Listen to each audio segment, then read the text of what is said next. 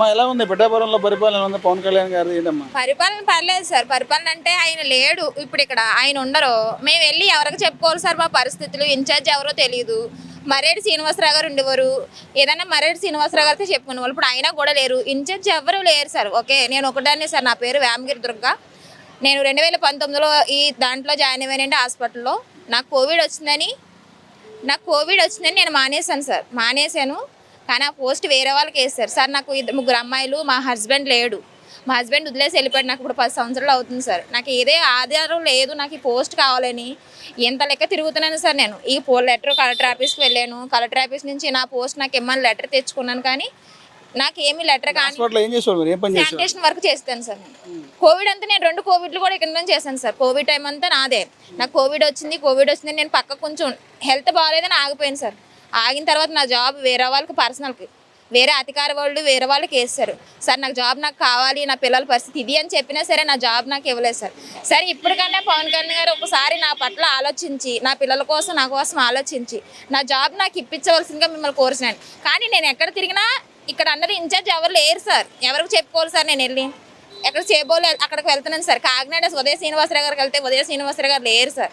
నేను తిరుగుతూనే ఉన్నాను సార్. నా పరిస్థితి అర్థం చేసుకుని నా ఉద్యోగం నాకు ఇప్పించవలసిందిగా ప్రభుత్వాన్ని కోరుచున్నాను సార్.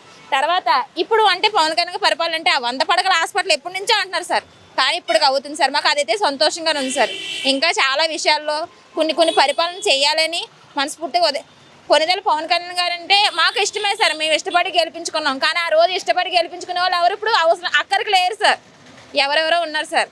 కొంచెం ఒకసారి వచ్చి మా గురించి ఆలోచించమని మనస్ఫూర్తిగా కోరుతున్నాను. మరి ఊళ్ళోకి వచ్చారు 3 రోజులు ఇక్కడ పిఠాపురం నుంచి పండుగ. పిఠాపురం కలిసే ప్రయత్నం చేయలేదు మీరు పవన్ కళ్యాణ్? వెళ్ళండి సార్, ఇక్కడ కలిసాం సార్. కానీ మమ్మల్ని దగ్గరికి పిలిచి మీరు ఇది సమస్య అని చెప్పుకునేలా లేదు కదా సార్. మేము వెళ్ళి చెప్పలేము సార్. ఆయన మమ్మల్ని పోలీసు వాళ్ళు తోసేస్తుంటే మా పరిస్థితి ఏం చెప్పుకుంటాను సార్? ఆయన్ని మా పరిస్థితి చెప్పుకోలేదు.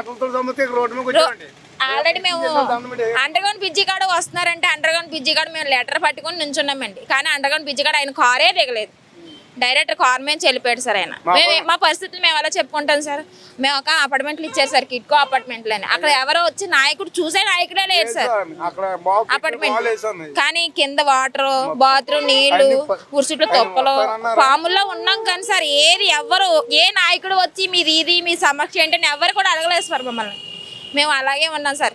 కరెంట్ బిల్లు ప్రాబ్లం ఉంది సార్. కరెంట్లు ఎక్కువ వచ్చేస్తున్నాయి. తర్వాత ఇంటి కుర్చీట్లు, పాములు, వాటర్ లీకేజ్లు, దోమలు ఇవన్నీ చెప్తూనే ఉన్నాం సార్. అసలు ఏది మా ప్రభుత్వం అయితే ఏది పట్టించుకోవట్లేదు సార్. మమ్మల్ని అధికారులు ఎవరు రావట్లేదు సార్.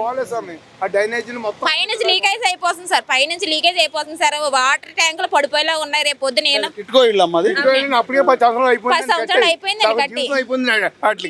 అప్పుడే 10 సంవత్సరాలు అయిపోయిందండి కట్టి. ఏమి ఎవరో మేము ఉంటున్నామండి. మేము అపార్ట్మెంట్ మా చెల్లండి అక్కడే ఉన్నామండి.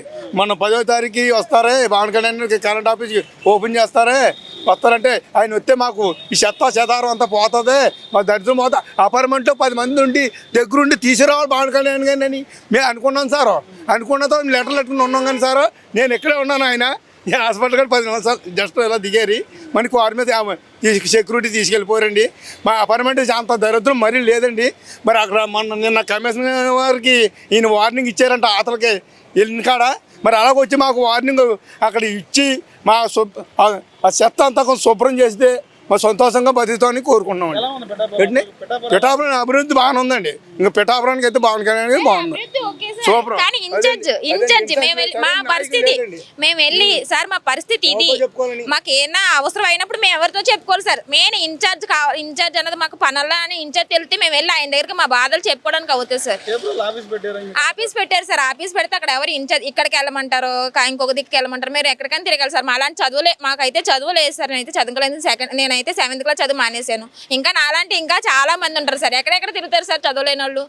అక్కడ అందుకే ఒక ఇన్ఛార్జ్ అక్కడ ఉన్నాడు అంటే అక్కడికి వెళ్ళి కలుస్తాను సార్. మా బాధలు ఏంటన్నా చెప్పింది ఏదన్నా సరే ప్రతి ఇది కూడా ఎవరు చెప్పుకోండి సార్. నేను ఇప్పుడేంటి సార్ 2 సంవత్సరాల నుంచి ప్రయత్నిస్తున్నాను సార్ ఈ జాబ్ కోసం. నేను నా పిల్లలు సార్ 3 అమ్మాయిలు నాకు. మా హస్బెండ్ 10 సంవత్సరాలు అయింది వదిలేసి వెళ్ళిపోయి సార్. నాకు ఈ జాబ్ బొజ్జ దర్బాబు గారి దగ్గరికి వెళ్ళాను, పెండిన దర్బాబు దగ్గరికి వెళ్ళాను, వరమగారి దగ్గరికి వెళ్ళాను. ప్రతి దిక్కుకి వెళ్ళాను సార్. తిరగనంటూ ఏది లేదు. ఆఖరికి ఇప్పుడు పవన్ కళ్యాణ్ గారి దగ్గర కూడా నేను మొన్న ఇక్కడ పడా పెడితే పడాలో కూడా పెట్టాను సార్. పడాలో పెట్టిన తర్వాత నాకు మెసేజ్ కానీ ఫోన్ కానీ ఏమి రాలే.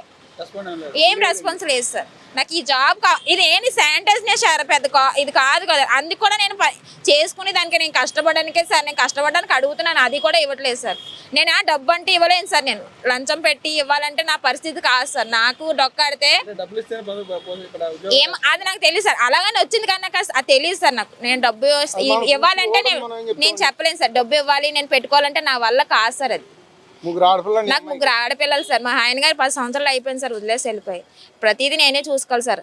కాబట్టి అడుగుతున్నాను సార్. చాలా మంది ప్రతి దగ్గర ప్రాధాన్యం పడుతున్నాను సార్. నాకు ఈ జాబ్ అవసరం, తీసుకున్నాను పెట్టండి సార్ అని అడుగుతున్నాను, కానీ ఇవ్వట్లేదు సార్. వేకెన్సీ ఉంది సార్ ఆల్రెడీ. మా ద్వారా ఏం చెప్తారు పవన్ కళ్యాణ్ గారికి? పవన్ కళ్యాణ్ గారు ఏం చెప్పాలి? పవన్ కళ్యాణ్ గారు నేను ఒకటే కోరుకుంటున్నానండి, ఒకసారి మిమ్మల్ని కలిసే అవకాశం అన్నా మాకు కల్పించండి. లేదు మా పరిస్థితి అర్థం చేసుకుని నాకు ఈ జాబ్ కావాలని అడుగుతున్నానండి. ఏదో ఎవరితో మాట్లాడతారు, నాకు ఈ జాబ్ అని ఇప్పించాలని కోరుకుంటున్నాను.